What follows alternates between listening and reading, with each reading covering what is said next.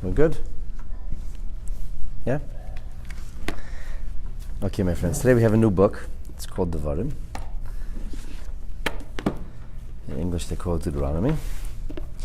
And it opens with Moshe Rabbeinu's final sermon. It started on the first day of Shvat, and it lasted for 5 weeks, to the 7th day of Adar. It is arguably the longest sermon in history. People complain that I gave a long sermon, huh? 5 weeks. So Moshe Rabbeinu opens with some serious rebuke. He reviews the things that the Jewish people have done, and the reason that he's rebuking them now is because Imlo Achshav Ematai. When will he, if not now? And there's this idea that you don't want to rebuke, and then rebuke again, and keep bringing it to mind, so it's a one-time thing. This is how Moshe Rabbeinu concludes his terrestrial journeys. He's not looking to find favor in the people's eyes, he's looking to be efficacious, to keep everybody on the straight and narrow, keep everybody close to Hashem. And he talks about what happens in the desert in the course of 40 years. And he says that you demanded that the leadership be broadened, a broader base of leadership. That's how the second reading begins. Moshe Rabbeinu is saying, Eicha esa levadi, how could I carry all of this on my own? It was too much. Not only the quantity of the people, the quality, the depth of responsibility. And so there was this idea that I should appoint people. I should delegate. And you said that was a good idea. Delegate. Yeah. Moshe says, I wasn't impressed with that. You should have said, no, we want to hear from you. You heard from Hashem. Hear directly. So in verse 15 of the first chapter of Deuteronomy, Moshe Rabbeinu recounts, Va'ekech es Roshei Shivteichem, I took the heads of your tribes, Anoshim Chachomim V'Yeduim, people who were wise and people of notoriety. Ve'etenesam, I placed them, Roshim, as heads, Aleichem, over you. Sarei Alofim, the heads of thousands, Sarei Meis, the heads of hundreds, Sarei Chamishim, the officers of 50, and finally Sarei Asares, officers over 10. V'shoitrim l'shivteichem, and shoitrim, which we're going to see, means law enforcement agents, or police officers for your tribes. So we're going to take a look at this verse now and try to figure it out. What exactly did Moshe Rabbeinu do when it says, first of all, Ve'ekach es Roshei Shivteichem, I took the heads of your tribes. So Rashi says, whenever we find the word lekicha, Ve'ekach, I took, it should not be understood in the literal fashion of taking. Moshe Rabbeinu didn't take people, he didn't manhandle people. What does it mean Ve'ekach? So Rashi says, this idea of lekicha, this idea of taking, does not mean taking by hand, but rather it means kind of using your powers of speech, articulation, and influence to get somebody to see things your way. Like people say, I was taken by the message of the speaker. It was a captivating delivery. It didn't take anybody in captivity, but it caught you. It took me. People say that this took me. Such and such, that grabbed me, it took me. So here Moshe Rabbeinu was about taking the leaders. How did he take them? It says Rashi, Moshachtim bidvarim. I kind of drew you into this with my words. How would Moshe Rabbeinu convince them to enter into leadership when Moshe Rabbeinu was busy telling them how difficult and onerous and challenging it was? It says Rashi, I said, Ashreichem, how fortunate are you, the ones who will be leaders and judges for the Jewish people. Al mi ba'aseh lihismanos, over who are you being appointed as a leader? Al bnei Avraham, Yitzchak v'Yankiv, over the nation that is the progeny of Abraham, Isaac, and Jacob. Al bnei Adam, shenikru achim v'reim, over human beings who are called brothers. We invoke a sibling-like kind of relationship, and reim, neighbors or friends, to HaKadosh Baruch Hu. And this is, of course, how HaKadosh Baruch Hu expresses himself. In the book of Shir HaShirim, Song of Songs, it says, Achoisi Rayasi. My sister, sibling-like relationship, my friend, my neighbor. And we also have a pasuk in Mishlei that says, Re'acha v'reya avicha. It's talking about God. God's your neighbor, your friend, the friend of your fathers. And the Jewish people further are also called chelek v'nachala, a portion. A portion, we see this will be at the end of this very book. When Moshe Rabbeinu uses the words chelek havaya amai, and then he says, Yankiv chevel nachalasei. The Jewish people are a portion of God, and we are the inheritant of his lot, or the rope of Jacob. V'chol l'lashon chiba, and all kinds of languages or expressions of love. In fact, in Shir HaShirim Zuta, it reckons out 70 different superlative terminologies that are used to describe the relationship between God and the Jewish people. The affection, the closeness, the bonds of Am Yisrael and the Creator of heaven and earth. So this is how Moshe took them. Moshe didn't take them ve'ekach. I did take them. I took them, meaning proverbially speaking, with my words. I said, "Wow, what a good fortune you have. How lucky are you? How amazing to be appointed leaders over the Jewish people." Yes, they kvetch and they give you a hard time, but who are you being a leader over? And so that Rashi goes through these various expressions of who you're being a leader over to express the concept of Rashi. So that's number one. And that has to be explained. It's interesting, most of the Mefarshim do not talk about this, but Rashi's got to talk about it, because what does it mean ve'ekach? We have to have clarity. So that means the heads of your tribes. And then it says, Anashim chachomim v'yaduim. People who are wise and known. Now really, Moshe Rabbeinu says, I was looking for chachomim, Anashim chachomim unevoinim. I was looking for wise and understanding, like chachma bina. So the ability to get it, then the ability to understand the profundity of something. Rashi says, yeah, I was looking for that. Aval nevoinim le'matzasi. I couldn't find understanding people. I found wise people. I couldn't find people who really understood the situation. Now, this idea of nevoinim, zu achas misheva mides shomer yisr l'baisha. This whole discussion begins with Jethro, the father-in-law of Moshe Rabbeinu, Moses' father-in-law, who tells him, you need to delegate. You can't do this by yourself. Novel table, you're going to get worn out. So when he gave me this idea, and Moshe says, I asked God if it was a good idea, he also used different terminology, Jethro did, to suggest what kind of people I would be able to delegate to. And one of the kinds of people, or one of the qualities that Jethro enumerated, he enumerates 7 things. One of them was nevoinim. So Rashi says, yeah, that's true. It says chachomim and nevoinim, wise, understanding. But clearly Moshe didn't find it. V'lei matza ela shalish. The only thing he was able to find was 3 virtues. Couldn't find 7 virtues. He found anoshim.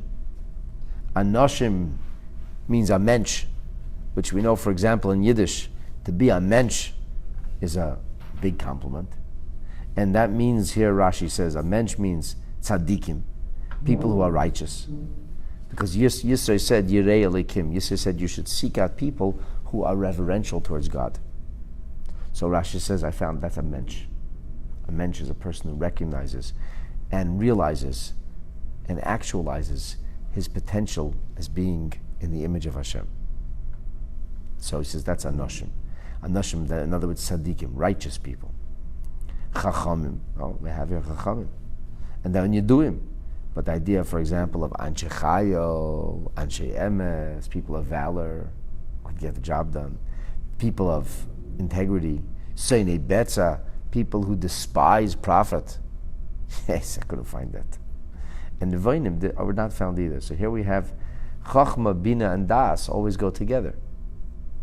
If you have chachma, you're a chacham. If you have bina, you're a novain. If you have das, you're a yodeya. So here he says, I found chachamim v'yiduim, but I missed the middle component. I couldn't find nivanim. I couldn't find people who had the ability to understand and to analyze and figure out the profundity and the depth. So this is the way Rashi explains it. I'm not sure where he gets it from, but the Vilna Gaon maintains that chachamim includes nivanim. He doesn't make a lot of hay out of this. He says, yeah, it doesn't say nevanim, but surely they had nevanim, but it's included in. Maybe the Vilna Gaon bases it on the Kabbalistic idea that Chachma and Bina are trained misparshin. They're like two best friends who never separate. And maybe therefore he says, if they found Chachamim, you had to find nevanim. They always go together. But Rashi on Pshuta Shal Mikra level doesn't say that. And the Malbim is Meirech, he spends time in this, and he says, the bottom line is, it says Chachamim is Chachamim. No nevanim. Would be nevanim, it would say nevanim. It says Yeduim, doesn't say nevanim. So people understood, couldn't find. And he appointed these people who were Chachamim v'Yeduim, ve'etan eisem roshim aleichem, I made them heads over you. So already they were heads, it says, because ve'ekachas roshi shivteichem, I took the leaders, the heads of your tribes. And now Moshe says, I placed them, ve'etan eisem roshim aleichem, I placed them as heads over you. But a moment ago you already said it was roshi shivteichem. You said it was the people who were natural leaders. So Moshe says, I took the natural leaders, and we explained taking them is a proverbial concept. He took them with words, he inspired them, he talked about the great virtue and the wondrous kind of fortune that was theirs to serve as leaders. And then it says, V'eten eisem, I placed them as Roshim. So once again, we have now what seems to be a redundancy. What exactly did he do? What did he place them as if they started off as Roshim? So Rashi explains that the word Rosh here is not about leadership, but rather it's about making them presidential. The appointment itself. The appointment of a presidential position, which means Shetenagu behem kavod. Moshe Rabbeinu said, I established a precedent that if they would serve as leaders, that a leader should be treated as a leader. In other words, a society that has respect for its leaders is a society that's successful.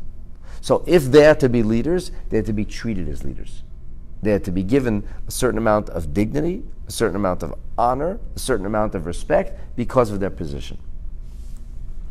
So Roshim b'mikach, Roshim b'mimkar, when it comes to buying or selling, they're pushed to the front of the line. They get to do their business or transactions first. Roshim b'chol ma'aseh u'matan, any kind of transaction, any kind of engagement, if it's Roshim, if it's at one of the heads, straight to the front. That's the meaning of respect for leadership. Nichnas acharein, the leader should be the last one to enter a convocation. V'yoytzer rishon, he leaves when everybody's still there. So everybody stays and waits, and then he leaves first. And I could tell you firsthand from being at many events with the Prime Minister, that's how they do it. That's how they schedule it. First of all, when you're with the Prime Minister, it's hurry up and wait. Everybody's always in a rush, and then you wait. You wait. He's busy. He's always busy. Prime Minister always comes 10 minutes late. He always comes later when everybody. But that's how they create this aura of this image of leadership. Everybody's waiting, and when everybody's waiting, then the Prime Minister walks in. And of course, the Prime Minister or the President leaves first. That creates the aura of leadership. For sure, brother. I mean, like, yeah. Fabrengen will be waiting. Rebbe came exactly on time, Maurice. But everybody waiting before, yeah. That means to act presidential. So the notion that leadership should act like leadership is a Torah concept. The notion that there should be an aura, a respect for the office, a certain dignity, Moshe Rabbeinu established that. No less than Moshe Rabbeinu himself. That's how old it is for us. Now, he appointed leadership in the delegation went in a manner of Sari Alofim, Sari Meis, right? The officers of thousands, the officers of hundreds, the officers of 50s, the officers of 10s. So, let's just recap. We've already explained the meaning of the ekach, meaning of taking. We talked about the idea of the qualities that were needed. Anashim Yeduim, not Nevenim. The third thing we talked about this morning already was ve'etein eisam. What exactly did he place them as? Now, we're coming to, okay, so I took them, here's the qualities I found, I placed them as what? What was the position? So now we come to the position itself. And here, the Torah identifies the position as Sarei Alafim, the officers of thousands, of hundreds, of fifties, of tens. Let's understand this. So Rashi says, Sarei Alafim. This does not mean that every single officer was responsible for several thousand, because it doesn't say Sarei Elef, it says Sarei Alafim. So it doesn't mean Sarei Alafim that they were officers of thousands. It's not what it means, Rashi says. Rather, Sarei Alafim refers to the officers of thousands. Officers of thousands means, he says, Memuna al Elef, responsible for 1,000. That's the maximum anybody would be responsible for is 1,000. Not more. So why does it say thousands? Thousands refers to the plural of officers. There were many officers. How many officers were there? Well, how many thousands of the Jewish people were there? In the numbers, how many thousands were there? 600,000. So then how many of these officers were there? 600. That's the Sarei Alafim. Officers of thousands means that we're talking about 600 people. 600,000, that's the amount of people that were responsible or held this position. Then we have Sarei Me'os. It doesn't mean officers of hundreds, plural, but rather each one was an officer of 100. So why does it say Sarei Me'os, officers of hundreds? Because, do the math. If there were 600,000 officers of 1,000 each, then there would be how many officers of 100 each? 60,000. Echad Memuna al Mea. Each one is responsible for 100. Now this is the opinion of Rashi. It's pretty clear.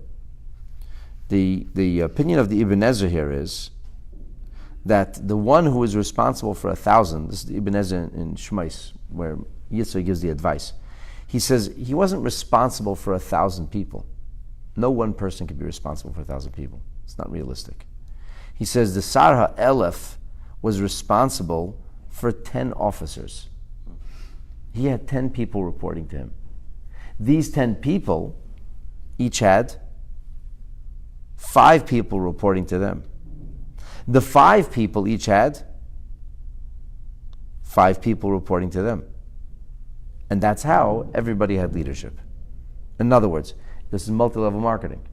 The Sarei Alafim was not responsible. He did not get involved in the lives of 1,000. Anyway, you'd have multiple levels of leadership. If one guy was responsible for 1,000 people, so he was making everybody crazy, he was responsible for them. The guy he had somebody else responsible for them, was responsible for the hundreds, somebody else responsible for 50s, somebody else responsible for 10. So realistically speaking, everybody had like 3 people responsible for them, or 4 people responsible for them. That's not practical.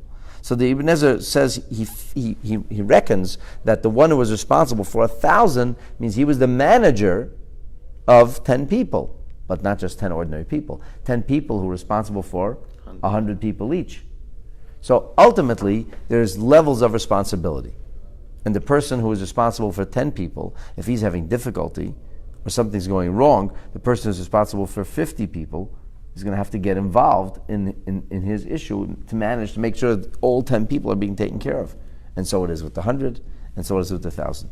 So we have counselors, counselors for counselors, counselors for the counselors' counselors, and finally counselors for the counselors of the counselors. And that's how everybody is taken care of in this multi-level marketing scheme. The Vilna Gaon has a very unique approach in these psukim. He says that everybody had multiple jobs. He says the person who was responsible for 1,000 was also the leader in battle. These were military leaders. He says the person that was responsible for 100 was also a judge. The person who was responsible for 50 was a teacher of Torah. And the person who was responsible for 10 was also a police officer. So everybody had multiple jobs, which is how the Vilna Gaon explains the rest of the pasuk. V'shoitrim l'shivteichem, and police officers for your tribes. He says it's not like, where did that come from? Here you had these leaders, and you get police officers. And who are these police officers? What do they do? Rashi says, Manisi aleichem l'shivteichem. I have appointed over you that they should be responsible for your shvatim. Elu hakefsim, v'hamakim, Those are the ones who arrest, shackle, beat, beritzua with a strap, al pi adayonim, by virtue of what the judges tell them. So according to Rashi, it's definitely somebody else, because it says minisi aleichem. It's a separate monu, a separate appointment. There was the appointment of the people who were responsible for leadership, and then there was the appointment of people who were responsible for.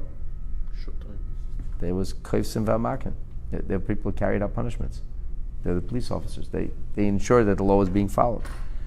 I don't know where the Vilna Gaon gets it from, but he maintains no. All of these, everybody had multiple purposes, and that's why the v'sheitim l'shaftechem is a natural follow-up. Now, these police officers that we hear about now, it's very specific what they do. They're koifsim v'hamakim b'ritzua. The word kofet means to tie up, literally. Handcuff. So they cuff and they beat. And the old deaths, they're not just arbitrarily, but al pi adayonim, they do it by virtue of the law. Whatever the judges tell them to do. So let's open up the Biurim book now, the page Chav Ches, Siman Yud Zayin, and the Rebbe points out something very interesting. And what's really interesting is, this is not the only time that Rashi talks about police officers. There is another later occasion where Rashi talks about police officers. And that is in the parsha of Shoftim V'Shotrim, judges and officers.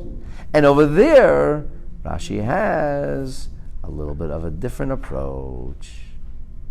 Over there in parsha Shoftim, Rashi explains that police officers, he spends more time on this. And he says, they're roidim es ha'am, that they, so to speak, go after the people. They are achar mitzvason, after the command of the judges. Makin, they beat. V'koifsen, they cuff. B'makal u'b'ritzua, with a cane and a strap. Ad she'yikabel alav es din ha'shefet, until they accept the ruling of the judge. So there's many differences here between the two. First of all, here Rashi is very short. He's very pithy. Koifsim v'makim b'ritzua al pi dayanim. And then later on, he's more explanatory. So the obvious question is that Rashi's style usually is to explain everything the first time around. And later on, if you want to know what it means, just go back and look what I said last time. Rashi will never repeat himself. So if there's something which is relevant and meaningful, if he said it once, he assumes you remember and you go back and look. He doesn't repeat himself. So ostensibly, Rashi should spend more time the first time around, not the second time around. But it gets even stranger. Because if you look between at the two Pirushim, Rashi's commentary here in Parshas Devarim, Rashi's commentary later in Parshas Shoftim, there's a big difference. Here's two of them. Number one, here, Rashi mentions Ritzua. He only talks about the strap. On Parshas Shoftim, he talks about the cane as well. The cane and the strap, well, here's only the strap. Why? Number two, later on, the order is backwards. Here it says, koifsim u'makin, cuff and beat. Over there it says, makin v'koifsim, beat and cuff. Besides the fact that it would seem reasonable that you cuff before you beat, not the other way around. So, which is the right way? Will the real police officer please rise? Which one was the apt description of Moses' law enforcement agents? Which one was it? The people who beat and then cuffed? Or the people who cuffed and then beat? Do the people have canes and straps or only straps? So the Rebbe says something very, very interesting. He says a real chiddush here. He suggests that there are two kinds of police officers. Which is why for sure says Rashi doesn't follow the Gaon's approach that there was the same people. No. It's a different position. The position initially was a position in which a police officer was necessary for haitzah lefoyel shel psikas habezdin. We needed to make sure that the law was carried out, was executed. No pun intended. And after the law was executed, what happens if somebody breaks the law? Then they get punished. There needs to be a punitive system. There needs to be punishment. If there's not going to be punishment, If there's not going to be any kind of correctional facility or correctional strategy, people will violate the law, they'll see they can get away with it, and they'll do it again. You know what? When it comes to law and order, people will get away with whatever they can, oftentimes. They're not going to do that. You can't just inspire them. You can't just read coloring books to them and think that all of a sudden the ISIS monsters will come here and they're going to have special therapy. You're going to sing the music to them, read them nice storybooks, and they're just going to oh yeah, sorry, I didn't even know why we were raping and killing people, as if it's normal to rape and kill. But now that you read me a coloring book, now I feel better. What do you need to have? You need to have enforcement, and you need to have punishment. You need to have that, because we always have to realize that the people will sink to the lowest common denominator. So in that case, even the time of Moshe Rabbeinu needed to have punishment. If you don't have punishment, people will do as they please. So we speak here about as officers whose job is, they work in the correctional facilities. Their job is not to adjudicate or to make sure that everybody does what the law is. The job is to make sure the law is enforced. In Parsha Shoftim, however, we speak about a different kind of police officer. We speak about the police officer who enforces the law, meaning makes sure that people do it. It's a big difference. There's the people whose job is to ensure that those who don't follow the law, those who violate the law, are going to have the book thrown at them.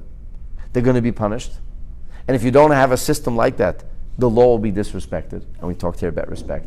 So it's necessary to throw the fear of the law into the people's heart. And that's what happens here in Parshas Devarim. In Parshas V'eschanan, in Parshas Shoftim, Moshe Rabbeinu is speaking about the future reality where people will have to be brought around to listen to the law. Who will spread the message of what is legal and what is not? Who will enforce that people will follow the law rather than not? It's a different kind of police officer. It's a different kind of approach. And Rashi says that's why there's a difference in verbiage. In our parsha, Rashi only mentions the tzur b'vad. He only mentions the strap. He doesn't mention the club. Why doesn't he mention the club?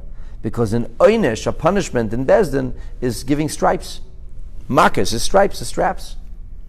And therefore, when a person gets stripes, what do?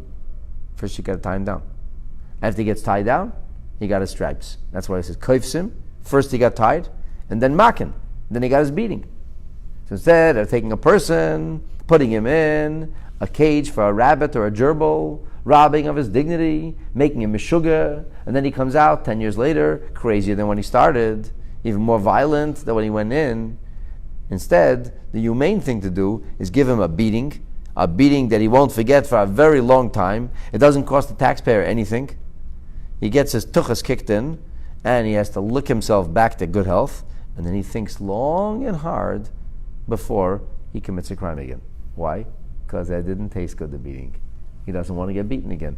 That's the humane, that's the normal thing to do. It's not any more humane to lock people up like bunny rabbits.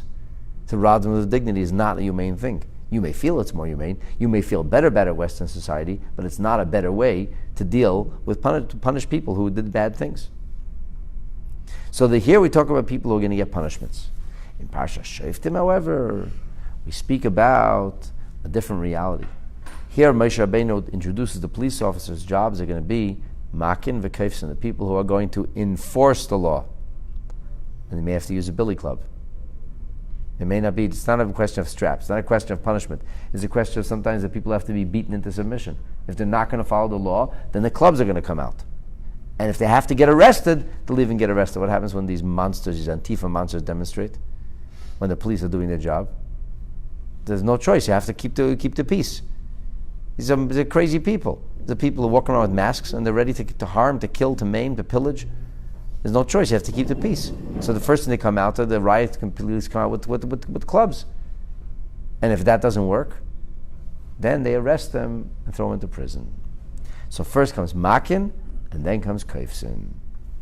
And so, because in that situation there even needs sometimes to be incarceration, although Torah frowns on incarceration as a rule. So that's why we have this idea of makin v'kaifsin, and that's what we talk about makel v'ritzur. We talk about the club and the strap, whereas in the parsha of Dvarim, we only speak about the strap because we're only speaking about punishment. And all of this, my friends, is till Mashiach comes, even in the time of Moshe Rabbeinu. But as the Rebbe pointed out in our Shemon Esrei, we daven for the future, Mashiach will come, we say, Hashiva Shoftayach Kavarishena, that the Shoftim, that the judges will come back as it used to be. The Yoyatzayach, those who give counsel, Kivatchila. But there's no discussion of Shaitim, because when Mashiach will come in Retz Hashem, nobody will violate the law. People may need advice, people may need rulings, but nobody will violate the law in Retz Hashem. When Mashiach will come, we'll live in a world of peace, a world of compliance, a world in which everybody will do what's right, because everybody will know Hashem, and they will know what's good, and know what's right, and the Yetzer Hara will be banished forever. May it happen speedily and in our days. Amen.